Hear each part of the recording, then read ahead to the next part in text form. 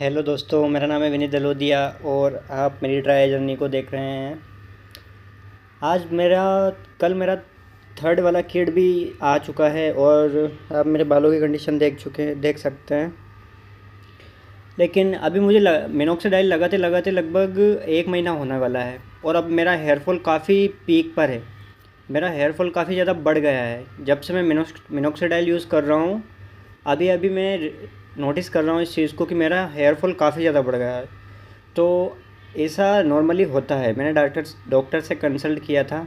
doctor बोलते हैं कि जब आप मिनॉक्सिडाइल का यूज़ करते हैं तो स्टार्टिंग लेवल पे, इनिशियल लेवल पे आपका हेयर फॉल बढ़ जाता है, क्योंकि जो आपके बेकार बाल होते हैं वो टूटने लगते हैं जल्दी जल्दी,